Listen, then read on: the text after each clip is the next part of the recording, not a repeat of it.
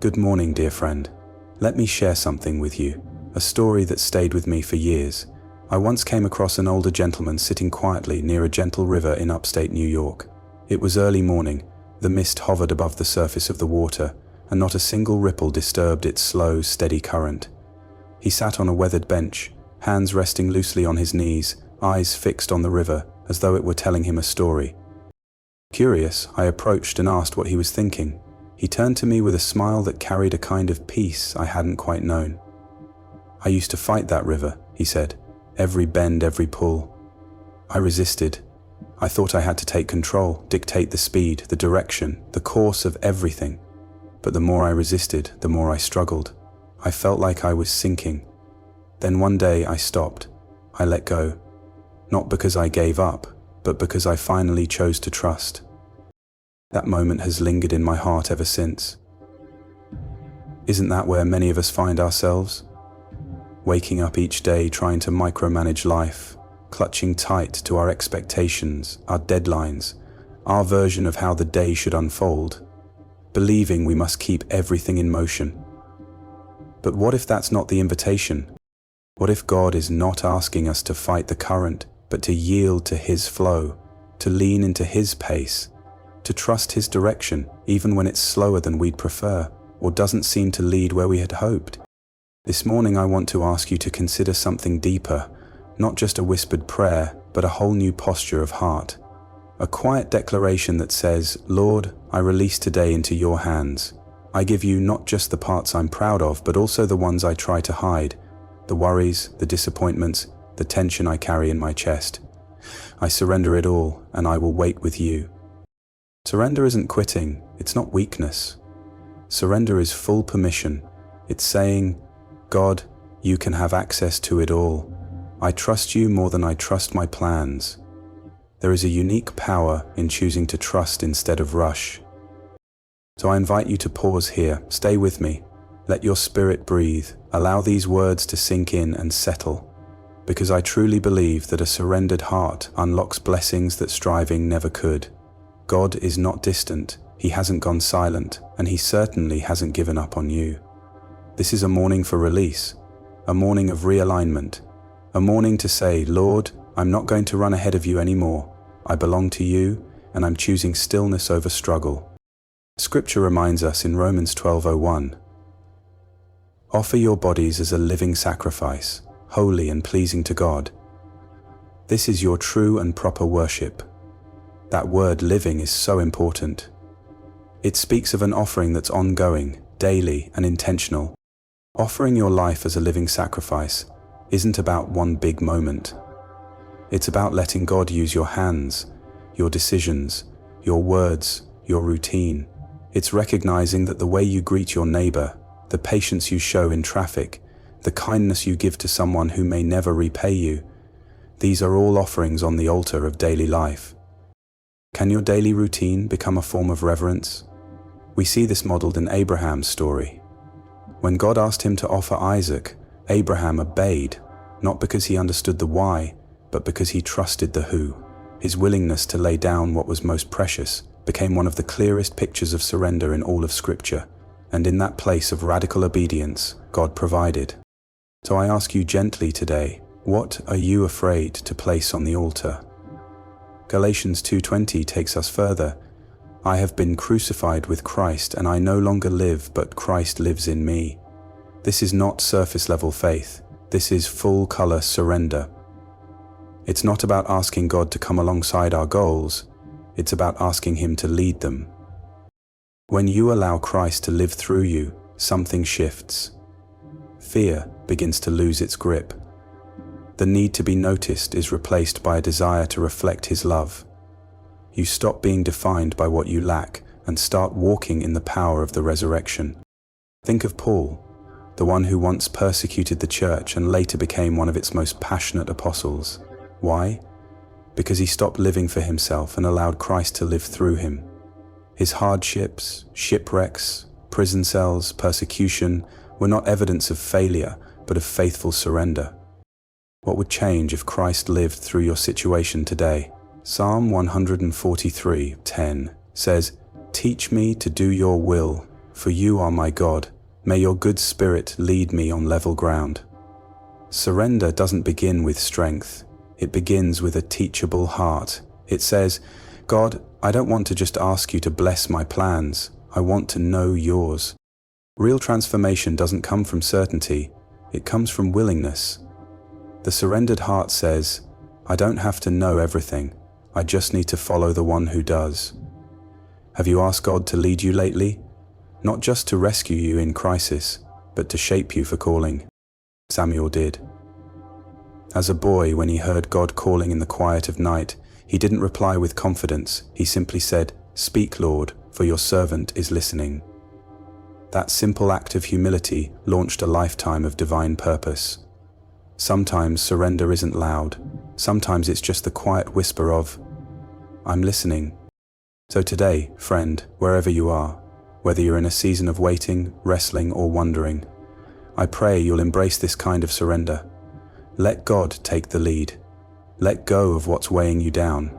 Stop trying to force things back into place, because the river flows best when we stop trying to change its course, and so does your life.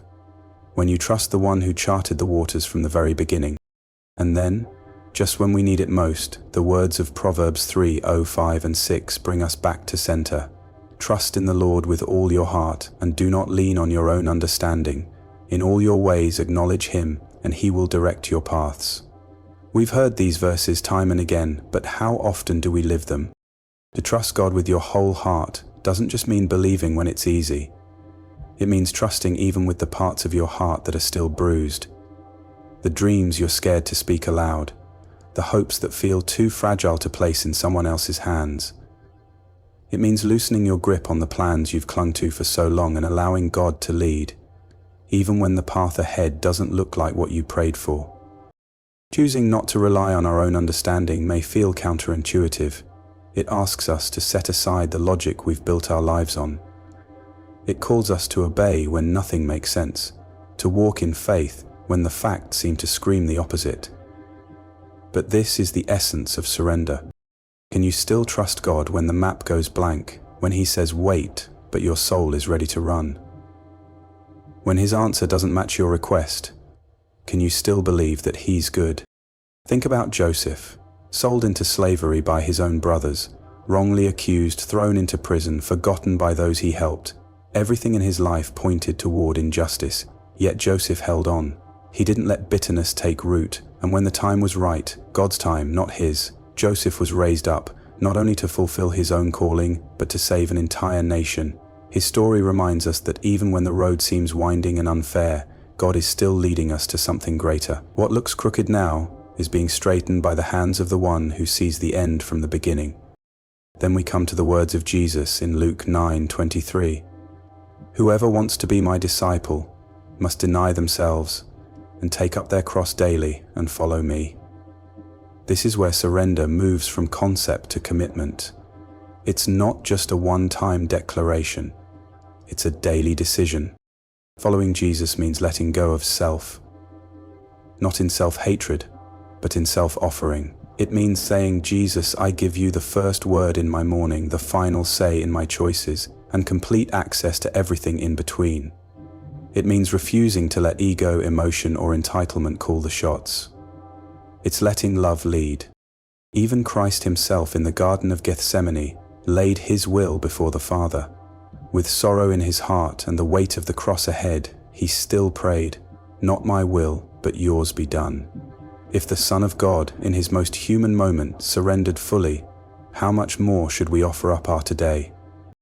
To carry your cross is to walk in obedience even when it costs you something. It means choosing conviction over comfort and purpose over ease. Jesus didn't go to the cross so we could live half-hearted lives. He calls us into complete surrender, not just belief but bold, daily following. So here's the question we each must ask ourselves. Am I simply admiring Jesus from a distance, or am I truly walking in his footsteps? Have I given him access to all of me, or just the parts I'm comfortable surrendering? A life yielded to Christ isn't just the better life, it's the only life that leads to real peace, real purpose, and real joy. So open your hands, Release your rights. Let go of every script you've tried to write on your own. The freedom you're seeking doesn't live in control, it lives in complete trust. That's where Jesus meets us. Let's take a moment now to pray. Father, as this new day unfolds, I come before you, vulnerable, honest, and willing. Not with a version of myself I've polished and perfected, but with my real self. The version that still struggles, the version that wants to let go but doesn't quite know how.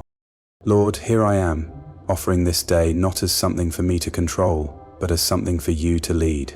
You already know every conversation I'll have today, every choice I'll be faced with, every thought that will cross my mind. Go before me, walk beside me, and dwell within me. Lift this weight off my shoulders and carry it, not because I've stopped caring, but because I've started trusting. You see the parts of me that still strive, the pieces of my heart that ache for recognition, validation, and control. But instead of clinging to those things today, I offer them to you. I release the fear of being invisible. I lay down the pressure to prove myself. I silence the lie that I must have it all figured out to be fully loved by you. Lord, take every anxious thought and exchange it for your peace. Quiet the mental noise with the melody of your grace. Remind me that I don't need all the answers. I just need to walk with the one who holds them. Let your nearness be my compass. Let your word be the lamp for my next step. Let your spirit guide my words, my choices, my posture. Use my talents, Lord, but not for my platform. Use my time, but not for my comfort. Multiply the gifts you've given me, not to spotlight me, but to glorify you. Teach me to trust you when I can't trace you, when the way is unclear, when the silence is long, when the path doesn't make sense. Help me not to run ahead in anxiety or fall behind in fear, but to walk beside you, even when the steps are small and unsure. Teach me to love the quiet, because that's where I hear you best. Let your will speak louder than my wants. Let your purpose redefine what I think is important. If that means being hidden, then hide me. If it means being delayed, then delay me. I would rather wait with you than run ahead without you. Even when I'm unseen, may my life be pleasing to you. Shape my heart in private before ever placing me in public. Refine my motives before releasing my voice. Remove every self-serving desire that would drown out your whisper. I surrender my need to be noticed. I choose faithfulness over fame. I will show up when no one claps. I will speak kindness when no one thanks me. I will pray in secret because you see, and that's enough. Take my dreams, Lord. Breathe your purpose into them. If they're too small, enlarge them. If they're misaligned, adjust them. And if they're not from you, take them away. I only want what keeps you at the center. And if the dreams I carry are too narrow, too rooted in my comfort or ambition, stretch them, Lord. If they've drifted off course, realign them with your heart. If they truly come from you, strengthen and sustain them, because I don't want to run ahead carrying a vision that you're not in. I don't want to build something impressive in the eyes of the world, only to discover you weren't part of it. Give me a dream so saturated with your spirit that it's destined to fail unless you are the one guiding it. Refine my character before expanding my influence. Deepen the foundation of my faith before you raise the platform I stand on. Grow me first in patience, compassion, wisdom, and humility, because I know that without those roots, the fruit won't last. Let integrity be more important than image. Let who I am in the quiet matter more than how I appear in the spotlight. I don't want to shine for people if I've grown dim in front of you. Make me into a vessel of healing, of hope, of grace. Let others walk away from an encounter with me, not because I impressed them, but because they felt seen, valued, and touched by you. Let my words lift rather than weigh down. Let my hands be used to serve rather than signal. Let my life be a living message of faith even before I speak a word. Take me where I would never dare go on my own, into broken spaces that need light, into places of pain where your love is desperately needed, into quiet corners where a single act of obedience could ripple across eternity. Walk with me into the ordinary and the overwhelming, the conversations, the car rides, the grocery store, the boardroom. Walk into every part of my day and be the center of it all. And for the burdens I've carried far too long, the ones that press heavy on my back and keep me up at night, I place them at your feet, not as a temporary release, not as something I plan to reclaim tomorrow, but with the full intention of letting them go. I surrender the fear about what's ahead. I hand you the stress of provision. I give you the questions I haven't dared speak aloud. They are yours now. And Lord, if there's anything in my life, no matter how familiar, how comfortable, or even how good it seems, if it's distracting me from you, then take it away. If it's draining my soul, put distance between us. If it's stealing my wonder and blinding me to your beauty, then break it apart. Clear my vision, restore my focus, realign my gaze to what truly matters. I release control, not because I don't care, but because I've finally begun to understand that you are far better at being God than I am. I loosen my grip on the people I love, the goals I've mapped out, the results I've tried to force. Everything I thought belonged to me, I now acknowledge was always yours. And if today doesn't unfold how I imagined, let it unfold in a way that looks more like you. If disruptions come, let me treat them as divine appointments. If change knocks on my door, let me welcome it with grace. If disappointment finds me, let me meet it with the unshakable truth that this world is not my final home. Shape me into someone who reflects heaven's love on earth. Teach me to be gentle when I want to react, to be bold when I'd rather shrink back, to be open-hearted instead of guarded. Teach me to love the way you love, to forgive quickly, to serve humbly, and to give generously without keeping score. Protect my heart, Lord, from giving away pieces of it to things that were never meant to satisfy. Teach me to love from overflow, not from depletion. Let me chase after your approval, not the applause of others. Let me remember that your love is the greatest validation I could ever carry. May my yes to you be louder than the noise of fear. Let it echo in the quiet valleys. Let it rise even when emotions fade. I don't want to follow you only when the road is smooth. I want to follow you because it's the right road. Today, I'm not striving. I'm surrendered. I'm not trying to earn what's already been given. I'm not racing for approval.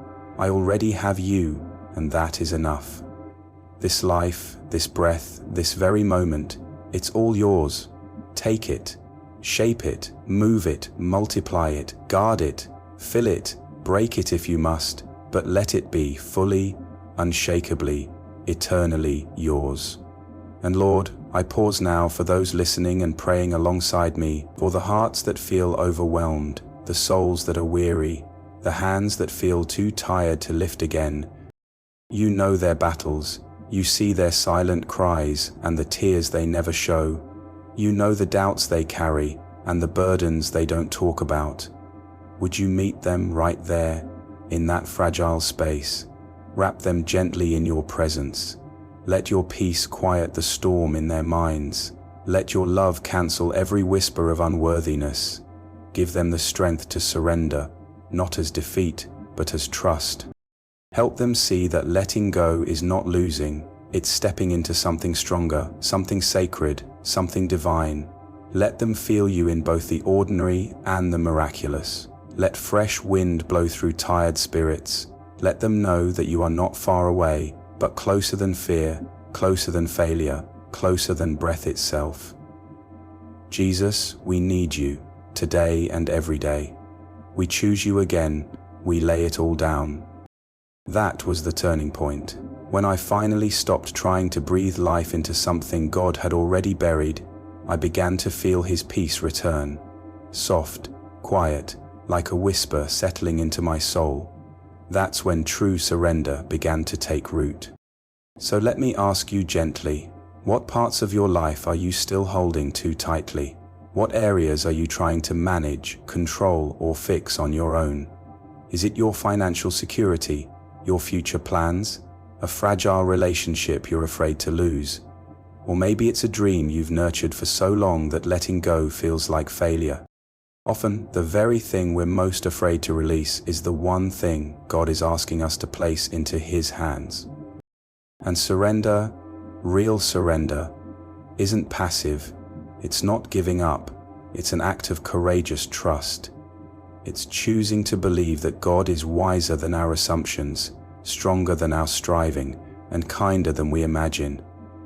It's saying, God, I don't need to know the outcome. I choose your wisdom over my logic, your pace over my urgency, your whisper over the noise of my own thoughts. When we lay down our expectations, something powerful happens. We create space, space for grace, space for the unexpected, space for God to write a better story than the one we were trying to force. Sometimes His divine interruptions are the greatest gifts. Look again at the story of Joseph, betrayed by his brothers, thrown into a pit, sold into slavery, falsely accused, forgotten in prison. Nothing about his journey seemed to align with the dream he once held as a boy, but behind the scenes, God was orchestrating every detail. Every detour became a doorway, every delay a piece of preparation. What looked like rejection was really redirection. Can you trust that your detour might still lead to your destiny? I know it's hard. Waiting is hard. Living in the unknown is hard. Watching others receive the very thing you've been praying for, it can feel crushing. But I promise you, there is healing hidden in surrender. When you can whisper, even if it never happens the way I imagined, I still trust you are good, something shifts inside. The striving quiets, the clenching loosens, peace begins to fill the space where pressure once lived. What would change in your heart if you surrendered your expectations today? What would happen if you stopped forcing and started yielding? What if you believed that God's no is not rejection, but protection, that His delays are not punishments, but part of a bigger preparation, that His timing isn't late, but always perfect? I think of Mary, the mother of Jesus. When the angel came to her with a message that would change her life forever, she responded with just one simple, beautiful line: "Be it unto me according to your word." That's surrender. She didn't ask for details. She didn't ask for a timeline. She simply trusted, not just with the outcome, but with the entire journey, even though it would include uncertainty, discomfort, risk. Or Jesus Himself, kneeling in Gethsemane, His heart heavy with sorrow, knowing what was ahead. He asked the Father if the cup could pass. Yet in the same breath He said, "Not my will, but yours be done." That wasn't a moment of emotional detachment. It was the fullest expression of obedient surrender. And the question for us is this: can we echo that same prayer even when our hearts are aching? Friend, surrender doesn't mean you stop caring. It means you stop carrying what you were never meant to bear alone. It means you release the outcome and entrust it to the one who sees the full picture. It means you believe, really believe, that God is working even now behind the silence, beyond the circumstances, beyond what your eyes can see. So breathe, pause with me for a moment.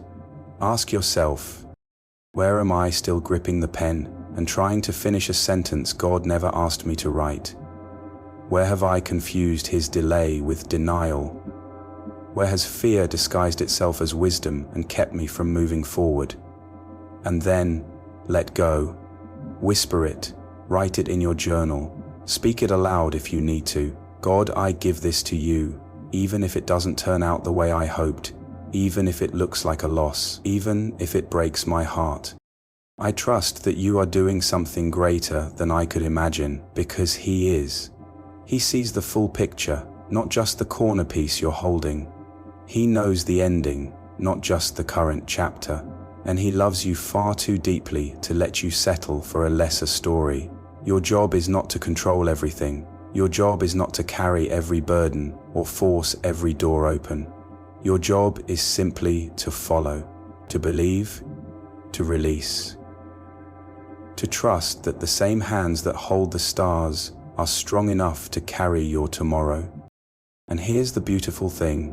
When you do that, peace will find you.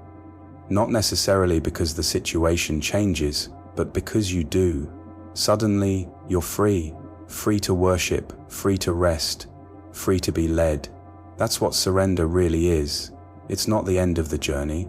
It's the beginning of something far more sacred. It's not giving up, it's giving over. And that changes everything. So if you're ready, let this be your quiet declaration today. Type it in the comments, Lord, I offer my life to you. Share this prayer with someone who is carrying too much, someone who needs to be reminded they don't have to hold it all together. Let them taste the same freedom you're stepping into right now. And as you walk into today, may your spirit be marked by peace. May your steps be guided by divine purpose. And may your heart rest in full surrender to the God who loves you more than words can say. In Jesus' powerful, trustworthy, and unchanging name.